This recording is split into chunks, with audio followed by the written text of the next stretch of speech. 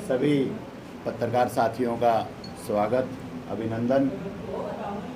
पिछले लंबे समय से कुलदीप बिश्नोई जी यहाँ पर इस इलाके का आदमपुर विधानसभा में प्रतिनिधित्व करते रहे हैं, परंतु पिछले दिनों सीसवाड़ में मुख्यमंत्री मनोहर लाल जी आए थे और उन्होंने कहा कि 20% से कम हाजिरी अगर किसी विधायक की है और वो हाजिरी भी वो हाजिरी कि वो विधानसभा में आते हैं, अपनी हाजिरी लगाते हैं और चले जाते हैं, वो भी केवल और केवल 20%। पिछले 8 साल से लगातार आदमपुर विधानसभा के अलग अलग गांवों की गली और चौपालों में हम घूम रहे हैं, परंतु कुलदीप बिश्नोई जी यहाँ पर भी कभी मिले नहीं। कुछ सवाल आदमपुर की जनता के, जो आदमपुर के मतदाता कुलदीप बिश्नोई जी से पूछना चाहते हैं, परंतु उनकी अनुपलब्धता की वजह से वो सवाल अधूरे हैं। तो हमने एक श्रृंखला शुरू की जिसमें हमने आप लोगों के माध्यम से कुलदीप बिश्नोई जी से सवाल पूछने का एक सिलसिला शुरू किया। उसमें हम 4 सवाल कुलदीप जी से पूछ चुके हैं। मैं आपके माध्यम से एक बार फिर वो चारों सवाल दोबारा दोहराना चाहूँगा। पहला सवाल हमने पूछा था आदमपुर की जनता के बिहाफ पे कि आदमपुर से आप लोकसभा में या इस क्षेत्र का प्रतिनिधित्व करते रहे, उस समय कितना एमपी लेड फंड आपको एलोकेट हुआ, कितना फंड आपने आदमपुर विधानसभा क्षेत्र में खर्च किया, कितना बाकी के 8 हलकों में खर्च किया और कितना एमपी लेड फंड जो आदमपुर और आसपास के इलाकों में विकास पर खर्च होना था वो वापस चला गया, उसका ब्यौरा दे कुलदीप जी। दूसरा, कुलदीप जी कहते हैं कि भव्य जी बहुत शिक्षित हैं और उनकी शिक्षा का लाभ आदमपुर विधानसभा को मिलेगा। तो मैं पूछना चाहता हूं, आदमपुर की जनता जानना चाहती है कि भव्य जो कांग्रेस के प्रत्याशी हैं उनकी शैक्षणिक योग्यता, बीजेपी के, उनकी शैक्षणिक योग्यता, एजुकेशनल क्वालिफिकेशन बताएं। तीसरा सवाल, उन्होंने कहा अलग अलग गांवों में कि 500 करोड़ के प्रोजेक्ट पाइपलाइन में है। आदमपुर की जनता जानना चाहती है कि जो 500 करोड़ के प्रोजेक्ट हैं उनसे किस गांव में सड़कें बनेंगी, किस गांव में स्कूल बनेंगे, किस गांव में अस्पताल बनेंगे, वो 500 करोड़ कहां खर्च होंगे, उनका ब्यौरा दे कुलदीप जी। चौथा सवाल, उन्होंने कहा कि मैं 300 करोड़ से ज़्यादा का विकास कार्य विपक्ष में रहते हुए करवा चुका हूं। कुलदीप जी, आदमपुर विधानसभा की जनता जानना चाहती है वो 300 करोड़ रुपए आपने कहां खर्च किए, उनका ब्यौरा देने का काम करें। क्योंकि अगर आज हम हालत देखें आदमपुर की, आप समय कहते हैं कि 26 साल से वनवास भुगत रहा है, अगर इतने करोड़ों के काम हुए तो वो कहाँ हुए, बताने की कृपा करें कुलदीप जी। आज का जो सवाल था इसी कड़ी में, वो सवाल था कि कुलदीप जी ने कहा कि आने वाले समय में 900 करोड़ रुपए के विकास कार्य हम आने वाले समय में करवाएंगे। ब्यौरा दे कुलदीप जी। आदमपुर की जनता जानना चाहती है कि उनके गांवों के काम क्या उस 900 करोड़ रुपए में शामिल है, या ये भी केवल और केवल जिस तरह की चुनावी बातें आप करते रहे हैं उसी तरह की ये बातें हैं, भरोसा नहीं, दिलासा है केवल। तो ये सवाल, ये श्रृंखला हमने शुरू की है और हम चाहते हैं कुलदीप जी आदमपुर की जनता को इन सवालों का जवाब दें। देखिए, अभी भाई सतेंद्र जी जो आम आदमी पार्टी के प्रत्याशी हैं, उन्होंने अपनी बात रखी और जो सवालों की श्रृंखला है, वैसे तो सवाल बहुत बनते हैं, लेकिन एक जनता के तरफ से जो बातें फील्ड से निकल कर के आती हैं वो मुख्यतः हमने पूछने का एक सिलसिला शुरू किया है।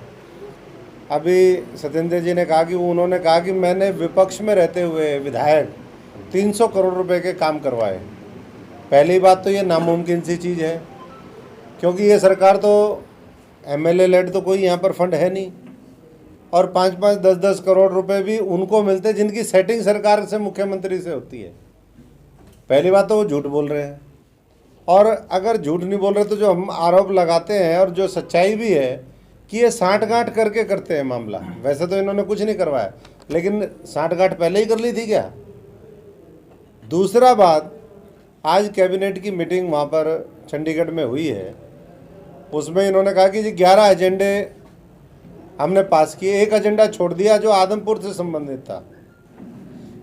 इलेक्शन कमीशन से हम आम आदमी पार्टी की तरफ से ये कहते हैं कि इस तरीके से बात करना ये पूरी तरीके से कोड ऑफ कंडक्ट का वायलेशन है, क्योंकि आदमपुर का जिक्र ही करना क्या ज़रूरत थी, वो एजेंडे पे वैसे ही नहीं आना चाहिए था।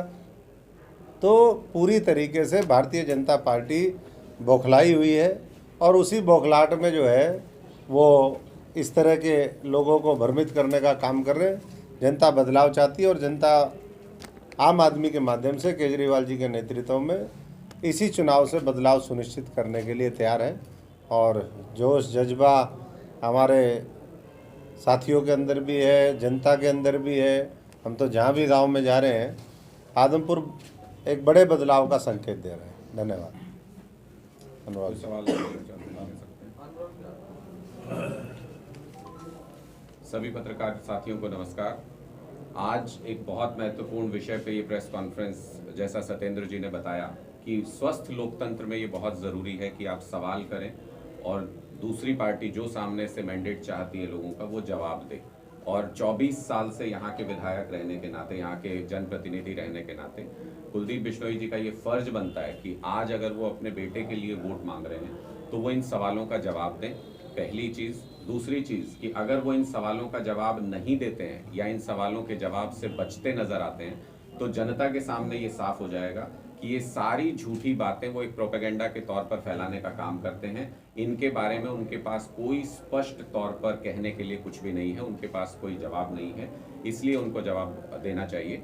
तीसरी चीज़ कि हम जो अभी अशोक जी भी बता रहे थे कि लोगों के बीच में जब हम जा रहे हैं, जगह जगह मीटिंग्स कर रहे हैं, अलग अलग गाँव में हम लोग मीटिंग कर रहे हैं, एक चीज़ जो सामूहिक तौर पे हमारे सारी लीडरशिप की तरफ से निकल के आई है, जो मीटिंग्स करने के लिए जा रहे हैं, कि जो दबे पिछड़े गरीब लोग जो हैं गांव के अंदर, उनके अंदर ज़बरदस्त उत्साह है आम आदमी पार्टी के इस चुनाव में आने से। उनके अंदर एक जोश है, उनको लगता है कि जो सालों तक, बरसों तक जो उनको जिन चीज़ों से वंचित रखा जाता रहा, वो सारी चीज़ें आम आदमी पार्टी उनका सपना पूरा कर सकती है। और वो कहीं ना कहीं जो शिक्षा, स्वास्थ्य और जो मूलभूत सुविधाएं जो उनका ज़रूरी हक है, उससे आज तक उनको वंचित रख के उनके अधिकारों का हनन किया गया। उस लड़ाई को लेकर के वो सारे लोग एकजुट होकर के आम आदमी पार्टी के साथ नजर आ रहे हैं। मैं बहुत से गांव में मैं भी गया हूँ, कई जगह पे तो मैंने खुद देखा कि ओड समाज ने पूरा खुले तौर पर समर्थन किया एक जगह पर। दूसरी जगह मैं कल एक जगह पर गया हुआ था तो वहाँ भगवान वाल्मीकि जी को लेकर के उन्होंने एक कार्यक्रम किया हुआ था, उन्होंने खुला समर्थन वहाँ की सब पूरी बस्ती के लोगों ने किया। उन्होंने कहा कि यहाँ तक आज हमारी सड़क, बिजली, पानी की कोई बात करने नहीं आया आज तक। हमारे जो गरीब बच्चे हैं उनके स्कूलों को बंद कर रहे हैं, उनकी शिक्षा का इंतजाम नहीं किया इन लोगों ने। तो मुझे लगता है कि एक जो जिनको इन्होंने बरसों तक, जो कुलदीप बिश्नोई जी ने अपने पैसे के अहंकार में, अपने राज के अहंकार में जिन लोगों को दबा करके रखा, जिन लोगों की भावनाओं को कुचलते रहे, जिन लोगों की संवेदनाओं को कुचलते रहे, अब वो सारे लोग एकत्रित होकर आम आदमी पार्टी में उम्मीद देख रहे हैं और आम आदमी पार्टी के साथ लामबंद हो रहे हैं, एकजुट हो रहे हैं। किसी का कोई प्रश्न है तो पूछिए। जी सर, अभय चौटाला जी से बात हुई, उन्होंने आरोप लगाया है कि आम आदमी पार्टी जो है वो कुलदीप जी की पेरोल के ऊपर है। आपकी उनके साथ में कुछ सेटिंग है जिसकी वजह से जेपी साहब को हरवाने के लिए और जाट कैंडिडेट को टिकट जो है वो दिलवाई गई है, कुछ पैसों की सेटिंग हुई है। बुरा मत मानिएगा, मैं सीधा सवाल पूछता हूँ, क्या कहेंगे? किसकी सेटिंग है? हमारी? जी। हमारी कैसे सेटिंग है? उन्होंने तो कुलदीप बिश्नोई की मदद करी है गोड़ाराम जी को टिकट देके। किसकी मदद? अभय जी ने आरोप लगाया। तो पहले किसने कैंडिडेट अनाउंस किया था? आम आदमी पार्टी ने। हमने जब पहले कैंडिडेट अनाउंस किया तो हमने उसी दिन ये कहा कि अब आप नजर रखिएगा कांग्रेस के ऊपर और इनेलो के ऊपर। ये जानबूझ के जीतने वाला कैंडिडेट नहीं देंगे, ये जानबूझ के ऐसा कैंडिडेट देंगे जो सत्येंद्र सिंह जी के वोट काटने का काम करेगा। उसके बाद सारे आदमपुर ने देखा, किसी से छुपी हुई बात थोड़ी है, ये आपके और हमारे बताने से थोड़ी होगा। उनको भी पता है कि जयप्रकाश जी का क्या लेना देना यहाँ से, कांग्रेस को आप देख लीजिए, क्या लेना देना जयप्रकाश जी का। यहाँ उनका घर है, यहाँ उनका गाँव है, कोई परिवार रहता है उनका, तो उनका कोई लेना देना नहीं। लेकिन जबरदस्ती सिर्फ वोट काटने के लिए यहाँ से खड़ा किया, कोई कंपटीशन में नहीं है, कोई विधायक बनने के यहाँ पे उनकी कोई क्वालिफिकेशन नहीं है। दूसरी बात, जब इनेलो की बारी आई, उनके पास तो अपना कैंडिडेट ही नहीं था, उनका मकसद सिर्फ इतना था कि कांग्रेस से अगर कोई वोट अलग हो रहा है तो वो वोट विपक्ष में ही पड़ना चाहिए किसी भी तरीके से। कोडाराम जी को टिकट देके उन्होंने कहा कि इनका वोट कट जाएगा, सत्येंद्र सिंह जी का वो वोट इधर ना आ जाए किसी तरह से सत्येंद्र सिंह जी के पास। सिर्फ इसी वजह से उन्होंने कोडाराम जी को टिकट दिया, और कोई वजह तो थी नहीं, उनके अपना कैडर तो था नहीं, उनके पास तो उम्मीदवार भी यहाँ नहीं था। तो वो तो 3 में ना 13 में, ये सारी पार्टियों के साथ आज से पहले भी कुलदीप बिश्नोई जी सेटिंग करते आए हैं। इनका पुराना नेक्सस है सारे लोगों का, ये आपस में सेटिंग करके आज तक टिकट देते आए हैं, बाहरी को दे देते हैं, किसी हल्के से उम्मीदवार को दे देते हैं, और कुलदीप बिश्नोई जी जीतते आए हैं। इस बार वो सेटिंग इनकी टूट गई है, तो इस बार इन्होंने ये सेटिंग की कि सत्येंद्र सिंह जी का वोट जो जो काट सकता है, जहां जहां आम आदमी पार्टी के स्ट्रॉन्ग होल्ड्स बने हुए हैं, वहां पर वोट काटने का काम जो कैंडिडेट कर सकते हैं उनको टिकट दे दो। जीतने हारने से इन दोनों पार्टियों को कोई मतलब नहीं। चाहे इनेलो है, चाहे बीजेपी है, चाहे कांग्रेस है, बड़े बड़े नेता चुनाव प्रचार में उतर चुके हैं। आपकी पार्टी तरफ से क्या केजरीवाल जी और या भगवंत मान जी क्या चुनाव प्रचार में आएंगे? बिल्कुल, हमने पहले ही स्पष्ट किया है, सही समय पर सही रणनीति के साथ अरविंद केजरीवाल जी ने इस पूरे चुनावी कैंपेन की शुरुआत की थी, आदमपुर के चुनावी कैंपेन की, और सही समय पर सही रणनीति के साथ भगवंत मान जी भी आएंगे, मनीष सिसोदिया जी भी आएंगे, अरविंद केजरीवाल जी भी आएंगे, हमारी तमाम टॉप लीडरशिप जिसमें पंजाब के और दिल्ली के विधायक है वो जगह जगह पर अभी भी सभाएं कर रहे हैं। अशोक तंवर जी आपके बीच में बैठे हुए, सुशील गुप्ता जी यहाँ पे कैंप किए हुए हैं, हमारे प्रभारी हैं हरियाणा के। सारे आम आदमी पार्टी के जितने लीडर्स हैं, जितने हमारे कई एक्स मिनिस्टर्स हैं जो आम आदमी पार्टी में है, वो सारे के सारे अपने अपने जगहों पे जाके गाँव में मीटिंग्स कर रहे हैं, लोगों के बीच संवाद स्थापित कर रहे हैं। और मैंने अभी जैसे बताया कि एक जबरदस्त तरीके का उत्साह, जिनको अभी तक ये दरकिनार करते आए थे, उस वर्ग के अंदर जबरदस्त तरीके का उत्साह आदमपुर के अंदर है। किसी भी पॉलिटिकल पार्टी ने कभी भी इन वोटर्स की अहमियत नहीं समझी, कभी भी इन वोटर्स को काम नहीं कराया इनका। इनकी गलियां आज भी बिल्कुल जितनी भी बस्तियां में, यहाँ आदमपुर की बस्ती में भी आप जाके देख लीजिए, किसी में भी जितनी भी बस्तियां, उनकी सारी सड़कें टूटी पड़ी हैं, सारी नालियां ऐसे ही बह रही हैं, उनके बच्चों की शिक्षा का कोई इंतजाम नहीं है, सरकारी स्कूलों को बंद किया जा रहा है। वो सारी चीज़ें वो एक सपने के तौर पे बाबा साहब अम्बेडकर की हम एक वो लेकर के चल रहे हैं, मशाल लेकर के चल रहे हैं, शहीद भगत सिंह जी के नैरेटिव पे चल रहे हैं। वो सारी चीज़ें ये उम्मीद के तौर पे हम लोगों के अंदर देख रहे हैं, इसलिए आम आदमी पार्टी के साथ ये सारे लोग एकजुट हो रहे हैं। अनुराग जी, आपका सवाल मैंने जेपी साहब के पास में रखा था, उन्होंने कहा है कि अब कलायत छोड़ के उनको आदमपुर से प्यार हो चुका है, 5 किले खरीद लिए गए हैं, एक फार्म हाउस ले लिया है, अब वो यहीं पे रहेंगे। पहले पुराने वाली उधार उनको उतार देनी चाहिए थी, बाद में अपने लिए जमीन और यहाँ पे किले और उस अपना कोई फार्म हाउस यहाँ पे खरीदना चाहिए था। और दूसरी बात कि ये कैसा प्यार है, ये तो वो वाला प्यार हो गया कि पहले रिश्ता जोड़ रहे हैं और बाद में प्यार कर रहे हैं। पहले प्यार करते उसके बाद रिश्ता जोड़ते। 2009 के बाद से आज तक जो जेपी साहब यहाँ से नदारद रहे हैं और उसके बाद जो लोगों के बीच में गैर हाजिर रहे, ये पूरा का पूरा चुनाव किस बात का आप समझिए, नैरेटिव क्या। आप गांव में जाएंगे लोगों के बीच में तो सिर्फ एक ही नैरेटिव सेट हो रहा है कि लोकल विधायक चाहिए जो यहाँ पे रहा, दुख सुख में शामिल हुआ। ऐसा विधायक नहीं चाहिए जो विदेश में रहता है या जिसके पास कलायत जाना पड़े काम करवा के। पहले कितनी कॉन्स्टिट्यूंसी बदल चुके हैं, पहले कितनी जगह से जेपी जी चुनाव लड़ चुके हैं। मुझे लगता है कि इसका परफेक्ट जवाब अगर आपको चाहिए तो मैं सत्येंद्र सिंह जी से कहूंगा कि इस बात का जवाब दें कि आपसे वो आपके सामने वो किले खरीदने की बात कर रहे हैं, भाई बताइए। देखिए, मैं तो आपसे एक निवेदन करूंगा, उन्होंने कहा फार्म हाउस बना लिया, किले खरीद लिए। कुलदीप जी से सवाल कर रहे हैं, वो भी अपने कागज दिखा दें। ब्यौरा दिया क्या उन्होंने इस जमीन का अपने नॉमिनेशन में? आप नॉमिनेशन के कागज चेक कर लीजिए, उन्होंने ब्यौरा दिया क्या? अगर नहीं दिया तो वो छुपा क्यों रहे? झूठ है, झूठ छुपा क्यों रहे? और अगर दिया है अब बताइए, सामने लाइए। दूसरी बात, आपने इनेलो की बात की, आप तो काफ़ी युवा पत्रकार हैं, हमारे सीनियर पत्रकार भी बैठे हैं। कुछ कर्जा था इनेलो पे, क्योंकि बजरलाल जी ने एक बार चश्मा उतार के साफ करी थी, पासा पलट गया था, तो हो सकता है वो कर्जा उतारने के लिए इनेलो ने अपना काम किया हो। आदमपुर के जो पत्रकार हैं वो इस बात को बेहतर समझ पाएंगे, लोकल पत्रकार। अभय से पूछिएगा जरूर, अभय जी कहीं वो पुराना कर्जा तो नहीं चुकाना। ये सब अपने पुराने कर्जे चुकाने के लिए आए हैं।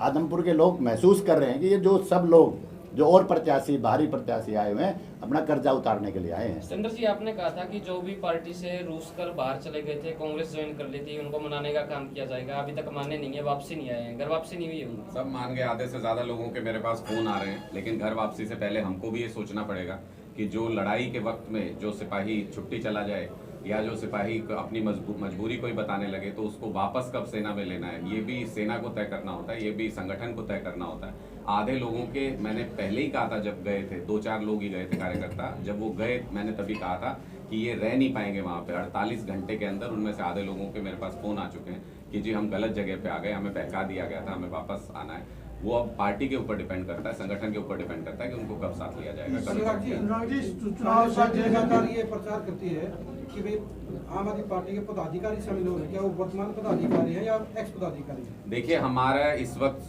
जो वेस्ट जोन है उसका पूरा संगठन भंग है और काफी समय से हमारा संगठन भंग है, तो हमारे कोई भी पदाधिकारी इस वक्त आदमपुर में कोई एग्जिस्ट नहीं करते, जो भी है कार्यकर्ता के तौर पे हैं। लेकिन मुझे आश्चर्य होता है कि कांग्रेस पार्टी के पास ना तो अपने कार्यकर्ता हैं यहाँ पे, ना अपने नेता हैं आदमपुर के अंदर। उनको ये जरूरत आन पड़ी कि उनको हमारे कार्यकर्ताओं की जरूरत पड़ रही है, फोन कर करके हमारे कार्यकर्ताओं को, कभी कुलदीप बिश्नोई जी, कभी कांग्रेस पार्टी, उनको ये कह रही है कि नहीं नहीं आप ही मजबूत हो गांव के अंदर, आप आके हमारे साथ जुड़ जाओ। मुझे लगता है कि इन पार्टियों का अपना अस्तित्व धीरे धीरे लोगों के बीच से खत्म हो चुका है, इसलिए अब इनको भी लगता है कि आम आदमी पार्टी के जो कार्यकर्ता हैं वो मेहनती हैं, वो मजबूत हैं, तो इनको लगता है कि अगर ये हमारे साथ आ जाएं तो कहीं हम चुनाव में खड़े हो सकते हैं। आज के दिन में कांग्रेस की चुनाव में खड़े होने की हालत भी नहीं है।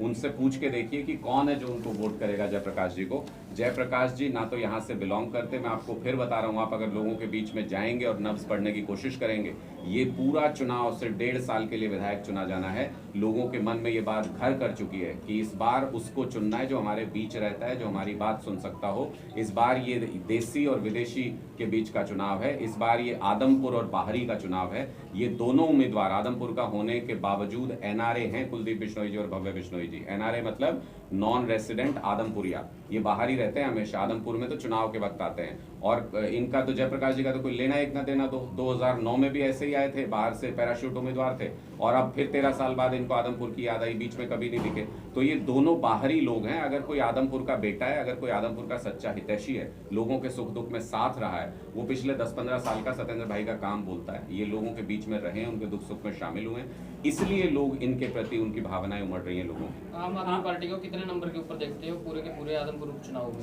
सबसे पहले हमने कैंडिडेट अनाउंस किया, सबसे पहले हमने नॉमिनेशन भरा, सबसे पहले नंबर पे जब 6 तारीख को काउंटिंग होगी, सबसे पहले नंबर पे आम आदमी पार्टी आएगी। आम आदमी पार्टी के हर कार्यक्रम में, आम आदमी पार्टी के हर कार्यक्रम में, हर प्रेस वार्ता में दिल्ली की शिक्षा का जिक्र किया जाता है, लेकिन बात करें आदमपुर की, आदमपुर के पास लगते खैरमपुर गांव में बच्चे धरने पर बैठे, क्या आम आदमी पार्टी का कैंडिडेट वहां गया है? वो गया है तो किस प्रकार का आश्वासन देगा? देखिए, मैं हर जगह हर धरने पे गया हूँ, और धरने पर जब डाणी मोहब्बतपुर में मैं पहली बार गया तो मैं उस समय भारतीय जनता पार्टी में था, और मैंने उस समय वहाँ पर बैठकर, लोगों के बीच में बैठकर मुख्यमंत्री कार्यालय में बात भी की थी। मैं खैरमपुर भी गया था, और खैरमपुर तो 2 या 3 बारी आते जाते भी मैं रुका हूँ, उनकी बात को समझने का प्रयास किया। और ढाणी मोहब्बतपुर में तो हमने शिक्षा अधिकार पंचायत की, अनुराग जी उस पंचायत में उपस्थित थे, और उन्होंने चैलेंज किया था सरकार को कि 10 दिन में आपको स्कूल खोलना पड़ेगा, और सरकार प्रेशर में आई, सरकार डरी, कुलदीप जी डरे और ये स्कूल खुलवाए। ये केवल और केवल ढाणी मोहब्बतपुर के लोगों का संघर्ष था जिसने ये स्कूल खुलवाए, परंतु श्रेय लेने के लिए कुलदीप जी वहाँ पर फूलमाला डलवाने के लिए सबसे पहले आ गए। मैं पूछना चाहता हूँ, वहाँ तो स्कूल खोल दिए, ये खैरमपुर के और स्कूल कब खुलेंगे? सर, अकेला खैरमपुर की बात नहीं, पूरे हरियाणा प्रदेश की स्थिति ऐसी है जिसमें किसी भी स्कूल में 10 अध्यापक नहीं है, तो क्या स्थिति से निपटने के लिए आम आदमी पार्टी का क्या प्लान है? ये पूरी लड़ाई जो है ये शिक्षा अधिकार से ही शुरू हुई थी, और आम आदमी पार्टी पूरी तरह से, मैं आपको बता रहा हूं फिर से कि भारतीय जनता पार्टी की सरकार की, कुलदीप बिश्नोई जी की पार्टी की सरकार की ये साजिश है पूरी की पूरी कि गरीब के बच्चों को पढ़ने का अधिकार ना दिया जाए, अच्छी शिक्षा ना मिल पाए गरीब के बच्चों को। इसके चलते ये पूरी की पूरी साजिश रची गई थी, और सरकारी स्कूलों को फेज आउट किया जा रहा है, धीरे धीरे बंद किया जा रहा है हर जगह पे।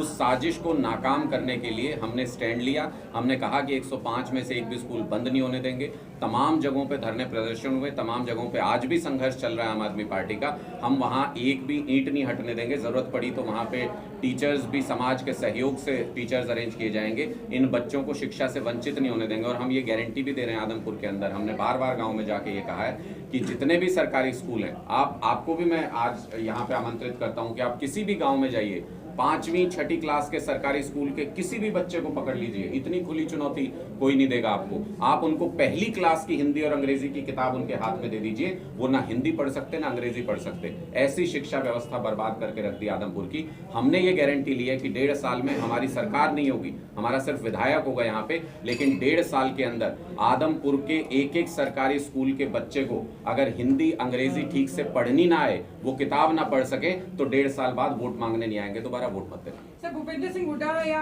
जो है कांग्रेस पार्टी की तरफ से ये भी आप लोगों के लिए कहा गया था कि लीपापोती आप कर देते हैं और खासतौर से सिर्फ प्राइमरी एजुकेशन पर फोकस कर रहे हैं, जो सीनियर एजुकेशन है उस पर आप लोग फोकस क्यों नहीं कर रहे हैं, उसका जिक्र जो है बहुत कम क्यों निकल करके आता है? देखिए, मोरल ग्राउंड नहीं बनता भूपेंद्र हुड्डा जी का ये सब बात करने का। 509 स्कूल कांग्रेस के टाइम में बंद हुए थे, सरकारी स्कूल। तो इस साजिश में सिर्फ भारतीय जनता पार्टी नहीं, कांग्रेस भी बराबर की शरीक है। कांग्रेस भी शामिल है इस साजिश के अंदर। सरकारी स्कूलों को बंद करने के अंदर ये प्राइवेटाइजेशन को, प्राइवेट एजुकेशन को बढ़ावा देते हैं, अपने बच्चों को विदेश में अच्छे अच्छे इंस्टीट्यूशंस में पढ़ाते हैं और गरीब का बच्चा जो है उसके साथ अन्याय और अत्याचार करते हैं। उनके ऊपर इस तरीके की बंदिशें लगाई जाती हैं। उनके पास कोई साधन नहीं है। आप खुद सोच के देखिए कि सरकारी स्कूल में कोई अपने बच्चे को क्यों पढ़ाता है? क्योंकि उसके पास प्राइवेट स्कूल में, छोटे से छोटे प्राइवेट स्कूल में देने के लिए 200-100 रुपए भी नहीं है।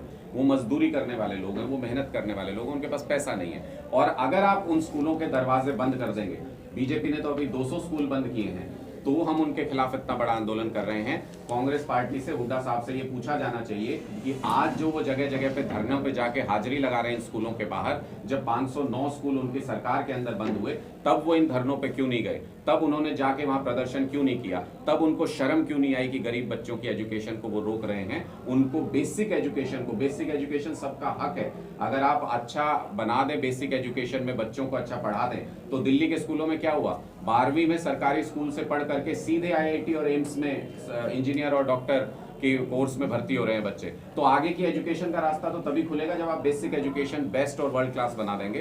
तो हम आज के दिन में उसमें मेहनत कर रहे हैं। कांग्रेस और बीजेपी ने मिल करके जो इन गरीब बच्चों के लिए जो गड्ढे खोदे हैं, उनको भरने का काम आम आदमी पार्टी कर रही है। भाजपा और कांग्रेस ये कहती है कि दिल्ली